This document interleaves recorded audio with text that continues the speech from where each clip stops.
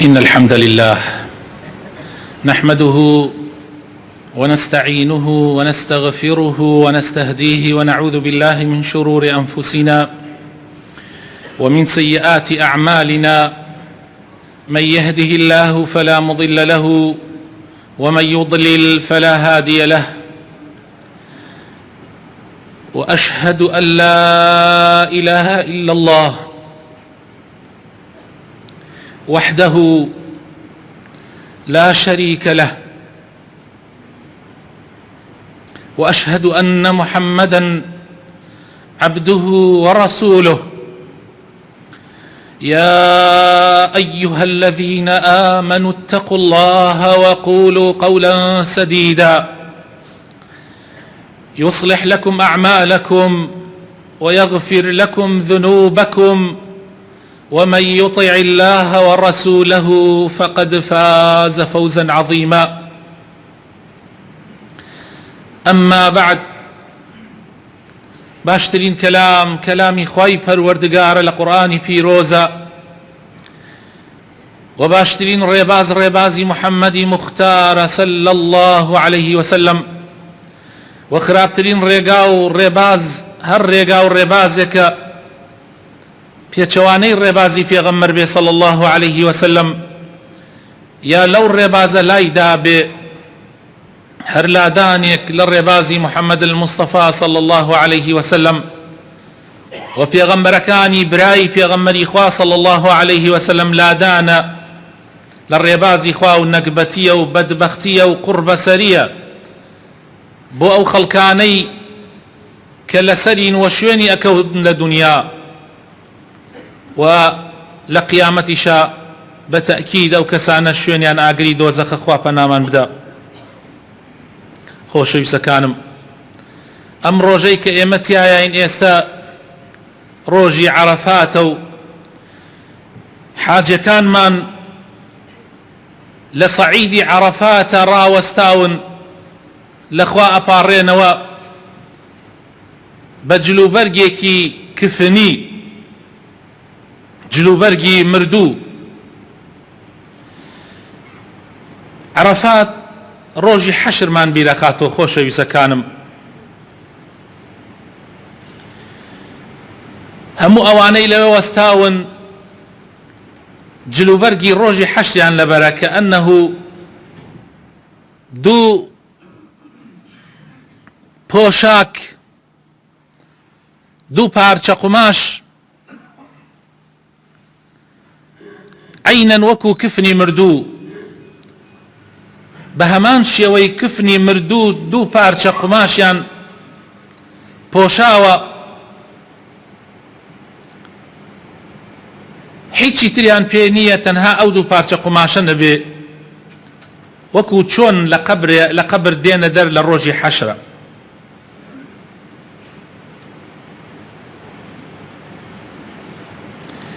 هەمویان چاویان لە ئاسمانە و ملیان بەرز کردوتەوە و چاوەڕوانی ڕەحمەتی پەروەردگارن عینەن وەکو ڕۆژی حەشر. وەکو دایکە عایشە ئەفەرمێ پێغەمبەری خوا صلی الله عليه وسلم فەرمووی ساتێلێکەیە لە ڕۆژی قیامەتە ئینسان هیچی لەبیر نییە، تەنها بیر لەوە ئەکاتەوە بزانم کتێبی ئەعمالەکان یەکەوێتە دەستی ڕاستی یاکەوێتە دەستی چەپی، ڕوت و قوت لە قەبرەکانیان دێنە دەر. وتمەی پێغەمبەری خوا لەو ڕۆژە ژن و پیا و هەمویان ڕوت و قوتن. فەرمووی عایشە تۆ بیر لە چی ئەەکەیتەوە؟ کێ ئەوەی لەبیرە؟ هەمووی چاوی ئەبڵق بۆ و تەماشای ئاسمانەکە. جیاوازیەکەی حاجی لەگەڵ ڕۆژی قیامەتە ئەوەیە لە ڕۆژی قیامەتە هیچ قبوڵ ناکرێ، داواکان وەرناگیرێ، پاڕانەوە و گریانەکان سوودی نییە. بەڵام لە دنیاە تا ئەم دەقەیە سوودی هەیە، تاوەکو ڕوحت نەگەیشتۆتە گەروت سوودی هەیە، تاوەکو خۆر لە لای ڕۆژئاواوە هەڵدێ هێشتا سوودی هەیە. فەرق و جیاوازی نێوانی حاجی و ڕۆژی قیامەت ئەوەیە لە دنیا حاجیەکان لەوانەیە لە سێبەری خەیمەیەکە هەڵدرابێ لە سێبەرەکەیە دانیشت بێتن، لەوانەیە شەمسیەکیان هەڵدابێ لە پاڵێ دانیشت بێتن یا لە سێبەری سیارەیەکە یا لە سێبەری شتێکە بەڵام لە ڕۆژی قیامەتە جگە لە سێبەری خوای پەروەردگار هیچ سێبەرێکی تر نییە جگە لەو جۆرانەی کە لە ژێر سێبەری خوایان کەس ناتوانێت بڕاتە ژێر سێبەری خوش ئللا ئەوانە نەبێ کە پێغەمبەری خوا صلی الله عليه وسلم باسییانەکە ئەویش کار بەدەستێکی داد پەروەر کە زوڵم ناکا و ماڵی خەڵک ناخوا و پارەی خەڵک ناخوا و تەعدا لە خەڵک ناکا و دینی خەڵک ناگۆڕێ و بەرنامەی ژیانی خەڵک ناگۆڕێ و حەوڵەدا خەڵک لە خواوە نزیک ببنەوە ئەویش بەقەدەری توانا عەدالەت و دادپەروەری ئەکا لە دابەشکردنی داهات و سەروەت و سامانە بەسەر ئەو خەڵکەیە ئەو حاکمە لە ژێر سێبەری خوایە و یەکەم کەسیشەکە لە ژێر سێبەری خوایە هەروەها گەنجێک کە هەموو عالم بەدوای شەهوەت و ئارەزوو کچە مۆدێل و چی و چیە ئەگەڕێ و ڕائەکا و بەدوای سمتی ئافرەت و پشتی ئافرەت و سەنگی ئافرەتە ڕائەکا بەڵام ئەم هەموو ئەوانەی خستۆتە لاو لەبەر خاتری خوای پەروەردگار وازی لەو هەموو شتە هێناوە و بەس ڕووی کردۆتە خوا و لەبەر خاتری خوا صالحە و قراری داوە فەرمایشتەکانی خوا و پێغەمبەری خوا جێبەجێ بکە هەروەها کەسێک کە دڵی بەسراوەتە مزگەوتەوە مزگەوت لە لای خۆشەویستترین شوێنە ڕاستە دەرئەچێ لە بینی نوێژەکانە ئەڕاتەوە بۆ ماڵ و بەڵام دڵی ئاڕاتە بازاڕەکە یا ئەڕاتە دائیرەکە یا ئەڕاتە شوێنێکی تر بەڵام دڵی هەرها لە مزگەوتە و داوا ئەکا لە خوا تەمەنی بدا تا نوێژێکی تر دێتەوە بۆ مزگەوت دوو کەس لەبەر خاتری خوایەکیان خۆشەوێ خۆشەویستی خوا کۆی کردنەتەوە خۆشەویستی مەعسیەت و گوناح و عەشرەت و بنەماڵە و چی و ئەمانە کۆیانی نەکردوتەوە لەبەر خاتری دنیا کۆ نەبوونەتەوە لەبەر خاتری خوا کۆبوونەتەوە یەکیان خۆشەوێ لەبەر خوا هاوکاری یەکەکەن لەبەر خاتری خوا ئەوانش لە ژێر سێبەری خوایە هەروەها کەسێک ئافرەتێکی داوێن پیس خوا پەناماندا داوای گوناحی لێکە ئەم ئەڵێ من لە خوا ئەترسم ئافرەتەکە شایستەیە کە خەڵک شوێنی بکەوێ بەڵام ئەم ئەڵێ من لە خوا ئەترسم و داواکەی ڕەدەکاتەوە هەروەها کەسێک کە ئەبەخشێ بە تایبەتی لە ڕۆژانی بەخشینە بە تایبەت لە کاتێکا وەکو ئەمڕۆ کە سبەی جەژنە خەڵکانێکە ئێستا حالیەن پێویستیان بە هاوکاریە پارەیان نییە دڵی منداڵەکانیان خۆشکەن جلوبەرگی تازەیان بۆ بکڕن و هەموو خەڵکیش جلوبەرگی تازەی لەبەرایە بۆ ڕۆژی جەژن جلوبەرگی تازەی کڕیەوە بەڵام ئەوان نییانە چی بکەن یعنی نییانە و زروفەکە ئاوا هاتووە کە ئەوان نەیان بێ بەڵام پیاوە کابرا ئیماندارە بەڵام لا حول ولا قوة إلا بالله لە ڕووشی نایە دەست لە خەڵکان کاتەوە لە ڕووی نایە بێتە بەردەم مزگەوتەکە و لەوێ لە ناو مزگەوتەکەیە لە دوای نوێژەکان بڵێ موسڵمانان فریام کەون چونکە ئەزانێەوە خوا قەدەغەی لێ کردو ئەوە ناکە بەڵام نیشێتی خواردنی جەژنی نییە بە تەواوەتی چەند فرسەتە تۆ لەو کاتە پێی ببەخشی دەستی چەپت بە دەستی ڕاست نەزانێ کاتێ دەست ڕاست ئەبەخشێ دەستی چەپت پێی نەزانێ چەند گرنگە خۆشەویستەکانم ڕۆیشتینەوە هەر ئەمڕۆ دڵی دراوسێ و دۆست و خۆشەویستەکانمان خۆشکەین و یەکێکی تر لەو کەسانە پێغەمبەر صلی الله عليه وسلم فەرمێ کەسێکە هەموومان نەتوانین بیکەین کەسێکە کە بەس ناوی خوای لا ئەبرێ ناوی کەسی تری لا نەبرێ بەس باسی خوای بۆ ئەکرێ ئەم فرمێز بە چاوەکانی دێتە خوار لەبەر خاتری خوا لە ترسی خوایە لە خۆشەویستی ئەما بۆ خوای پەروەردگار فرمێز بە چاوەکانی دێتە خوارەوە هیچ شتێکی تر نییە باسی ماڵ و مناڵی بۆ ناکرێ ئەگەر خەڵکانێک هەیە چاویان پڕ فرمێسک ئەبێ کاتێ باسی باوکی بۆ کرێ باسی باوکێک کە وەفاتی کردو باسی نەخۆشێک کە هەیەی باسی نوقسانێک باسی ئەمانە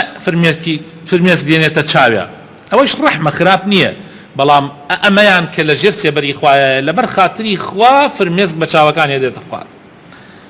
لە خۆشەویستی خوایە لە مەحەبەتی خوایە لە ترسی خوایە ئەو ڕۆژی قیامەتە ئەوانە لە ژێر سێبەری خوایان ئەوە فەرقەکەیەتی لەگەڵ حاجەکانە کە ئێستا لە ژێر شەمسی و لە ژێر سێبەران خۆشەویستەکانم ئێمە ئەمڕۆ لە ڕۆژێکین دوو شتیایە کۆ بۆتەوە عینەن وەکو ئەو ڕۆژەی کە پێغەمبەر حەجی کرد جا پێغەمبەری خوا صلی الله علیه و سلم لە ژیانە یەک حەجی کردووە وچوار عمرەی کردووە جگە لەوەی کە پێغەمبەر صلی الله عليه وسلم لە مەکەیە بۆ خۆی هەر خەڵکی مەکە بووە بەڵام ئەو کاتە حەج فەرز نەبوو لەسەر مسلمانان لەو کاتەوە کە حەج فەرز کراوە لەسەر مسلمانان پێغەمبەری خوا صلی الله عليه وسلم یەک حەجی کردووە چوار عمرەی کردووە رسول الله صلى الله عليه وسلم لو ڕۆژەی کە حەجی کرد خۆشەویستەکانم وەکو ئەم ڕۆژەی خۆمان تایە حەج و جمعە بە یەکەوە کۆ بوویەوە عەرەفە و جمعە بە یەکەوە کۆ بوویەوە سبحان الله هەر لەو ڕۆژەیش خوای تەعالا ئاینی پیرۆزی ئیسلامی تەواو کرد پاش 23 ساڵ لە پێغەمبەرایەتی محەممەد المستەفا صلی الله عليه وسلم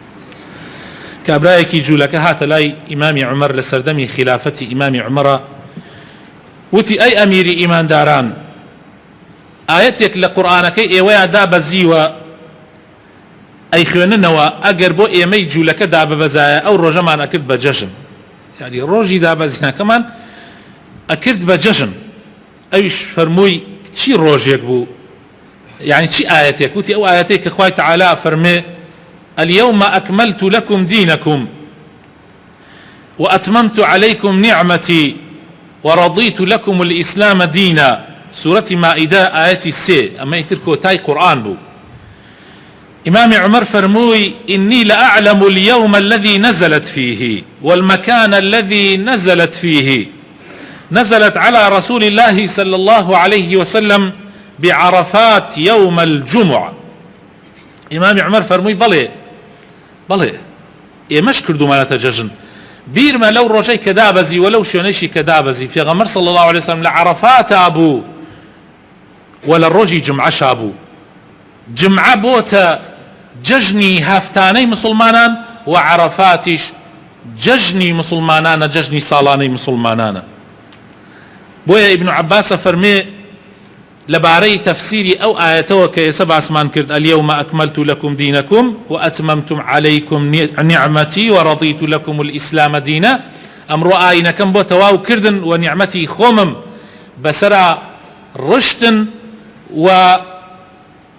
رازيبون كآين إسلام آين تان بي فرموي للروج لدو ججنا للروج كدابزي كدو ججن تياكو بويا وكالروج عرفات بو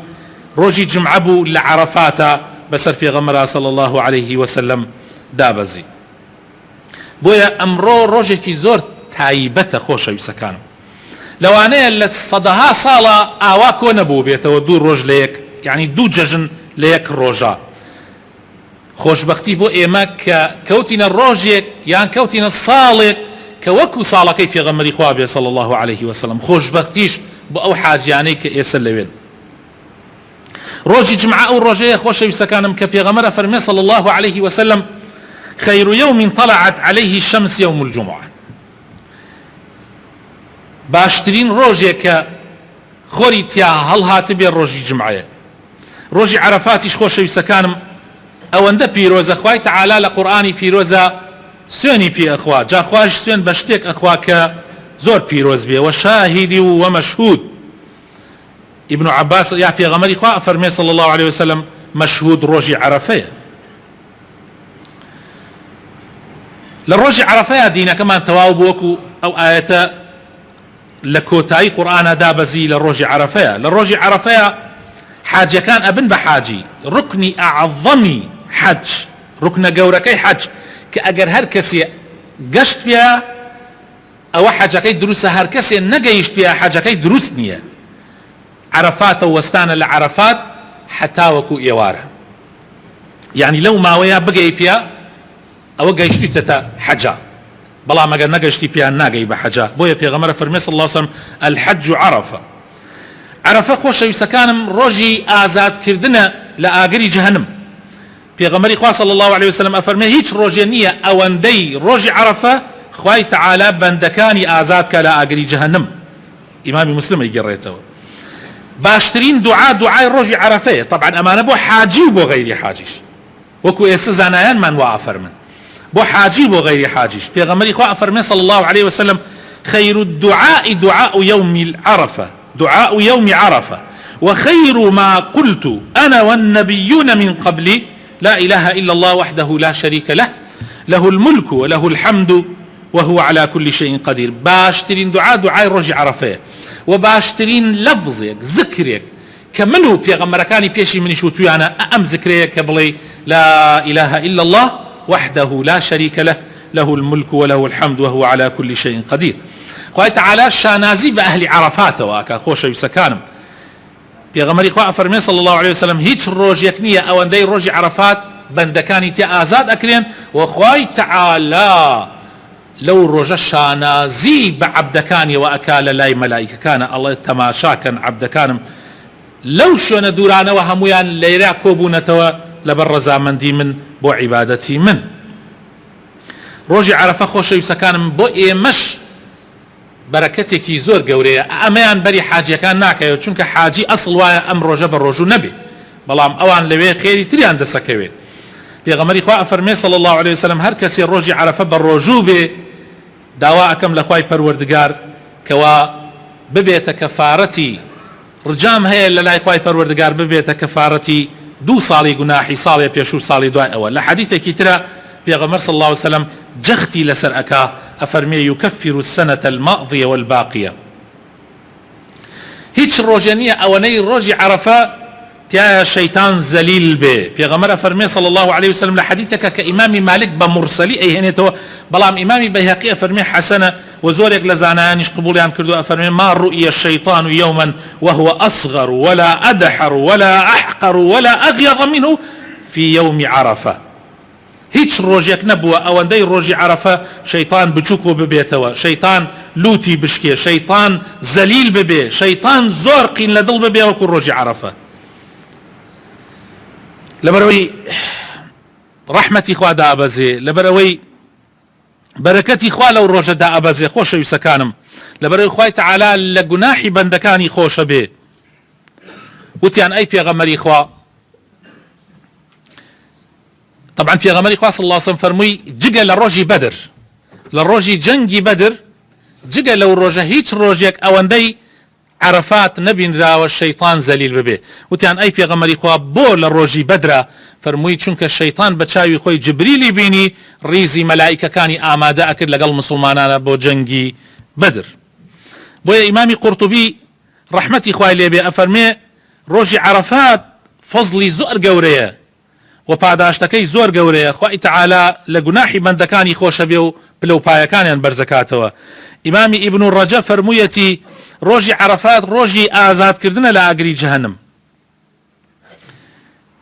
بۆیە خۆشەویستەکانم کراوەتە جەژن بۆ هەموو مسلمانان حتا تەنانەت ئەوانەی کە لە حەجن و ئەوانەشی کە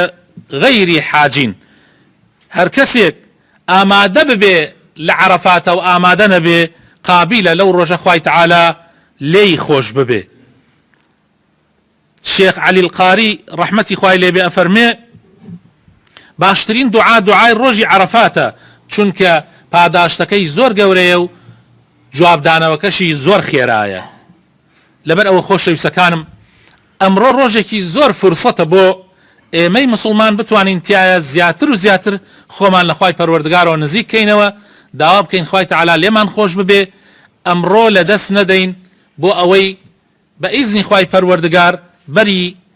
ئازادکردنی ئاگری جەهەنم ببێ، بەری ئەوە بکەوین کە ئەوانەی کە خوای تعالی لەم ڕۆژە ئازادیانەکا.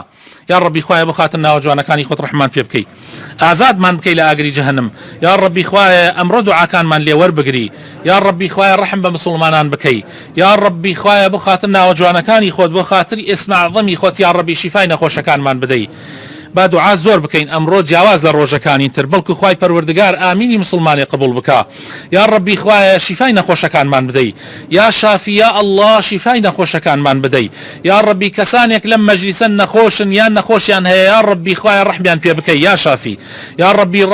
لە مردووی هەموو مسلمانان خۆش ببی، بە تایبەتی مردووی ئەمانەی کە لەم مەجلیسە دانیشتون خوایە لە دایک و باوک و کەس و کارمان خۆش ببی. یا ڕەبی خوایە بۆ خاتر ناوە جوانەکانی خۆت، بۆ خاتر ئیسمی عەظەمی خۆت یا ڕەبی لە دنیای دڵمان خۆش بکەی. یا ڕەبی بە ئیمان دڵمان خۆش بکەی، ئیمان لە دڵمانە خۆشەویست کەیتەوە. یا ڕەبی کوفر و بێدینی و فسوق و گوناح و تاوان لە دڵمانە ناخۆش بکەی. یا ڕەبی خوایە بۆ خاتر ناوە جوانەکانی خۆت ڕەحم بە ملەتمان بکەی، گەنجەکانمان هیدایەت بدەی، ماڵ و مناڵ و خێزانەکانمان ساڵح بکەی، کار بەدەستانی ئەم وڵاتە دادپەروەر و ساڵح بکەی. یا ڕەبی هەر کەسێ چاکەی ئەوێ بۆ ئەم ملەتە و بۆ ئەم وڵاتە خوایە چاکی بۆ بکەی، هەر کەسێ خراپەی ئەوێ خوایە هیدایەتی بدەی یا ڕەبی ئەگەر هیدایەتیش وەرناگرێ یا ڕەبی خوایە لە کۆڵمانی کەیتەوە یا ڕەبی خوایە بۆ خاتر ناوە جوانەکانی خۆت ڕزق و ڕۆزی بەرفراوان کەی لە وڵاتە یا ڕەبی بەرەکەت خەیتە دەغڵ و دانی ئەم وڵاتەوە یا ڕەبی خوایە لە عقوبە و لە سزای خۆت یا ڕەبی بە دوورمان بگری یا ڕەبی خوایە ئێمە تاوانبارمان زۆرە گوناحکارمان زۆرە یا ڕەبی خوایە بە گوناحی تاوانباران لەگەڵمانە نەیکەی خوایە یا ڕەبی خوایە من ئەزانم بنزین و سوتەمەنی و هەموو کارەبا و ئاو ئەوەی کە هەیە هەمووی بەهۆی گوناحی گوناحکارانەوە خوایە گران ئەبێ هەمووی بە گوناحی گوناحکارانەوە خوایە ئێستا ئاوا قات و قڕی و ناڕەحەتی و ناخۆشی بێبارانی ڕۆمانتیەکە یا ڕەبی خوایە لا تؤاخذنا بما فعل السفهاء منا داوا بکەین خوای گەورە دڵمان بگۆڕێ ئللا لەگەڵ چاکەکارا بین ئللا لەگەڵ ئەوانە بین کە چاکە ئەکەن حەز لە چاکە ئەکەن خۆمانیش حەز لە چاکە و چاکەکار بین یا ڕەبی خوایە ئیسلاحمان بکەی کوردستان لە بەڵاو مصیبەت بە دوور بگری یا ڕەبی خوایە لە دەستی زاڵم و ستەمکار بە دوورمان بگری آمین آمين آمين آمين الحمد لله رب العالمين والصلاة والسلام على رسول الله الأمين وعلى آله وصحابته أجمعين يا أيها الذين آمنوا اتقوا الله ولتنظر نفس ما قدمت لغد واتقوا الله إن الله خبير بما تعملون خوش يسكانم هر لم روجشا جگەلەوەی دعای عرفات ئەوە نەخێری زۆرە دوعای جمعە ئەوە نەخێری زۆرە یەک دوعایەکی تریش لەیرە کۆ ئەبێتەوە ئەمڕۆ بۆ ئێمەی مسلمان بۆ ئەوانەی کە نین لە حەجە ئەویش دوعای ڕۆژوانە ئەگەر ڕۆژویان گرتبێ پێغەمبەری خوا صلی الله علیه وسلم فەرمێ سێ دوعا لە لای خوای گەورە ڕەدی نییە سێ دوعا لە لای خوای پەروەردگار ڕەدی نییە خۆشەویستەکانم یەکێک لەوانە دوعای صائمە دوعای ڕۆژوانە خۆشەویستەکانم و دوعای دایک و باوک بۆ کوڕ و ئەولادیان و دوعای مسافر و ڕێبواریش ئەمانە ڕەدی نییە لە ڕیوایەتێکیشە دوعای کاربەدەستێکی عادل ئەمانە بەڕاستی ڕەدی نییە جا هەوڵ بدەین ئەم هەموو فرسەتە لە ئێستەوە حتا ئێوارە کاتەکانمان بە بەلاش نەبێ بە بەلاش نەڕوا خۆشەویستەکانم دەم بە زکر بین دەم بە دوعا بین لە هەر شوێنێکە ئەبین لە مزگەوتە لە ماڵە ئەگەر بۆمان ئەکرێ کاتەکانمان هەڵدەین زیاتر خەریکی عیبادەت بین بەڵام ئەگەر ناچار بین لە بازار ڕابووین لە دوکانەکەمانە بووین لە هەر شوێنێکا بووین با دەم بە زکر و بە دوعا بین بەڵکو خوای تەعالی ڕەحم بە هەموو لایەکمان بکە إن الله وملائكته يصلون على النبي يا أيها الذين آمنوا صلوا عليه وسلموا تسليما اللهم صل على محمد وآل محمد كما صليت على إبراهيم وعلى آل إبراهيم وبارك على محمد وعلى آل محمد كما باركت على إبراهيم وعلى آل إبراهيم في العالمين إنك حميد مجيد ورضي الله عن الصحابة والقرابة والتابعين وتابعيهم بإحسان إلى يوم الدين اللهم اغفر للمؤمنين والمؤمنات المسلمين والمسلمات الأحياء منهم والأموات من أهل السنة والجمعة والجماعات اللهم احفظنا واحفظ بلادنا واحفظ كردستاننا وسائر بلاد المسلمين من كل سوء ومن كل شر يا أرحم الراحمين آمين آمين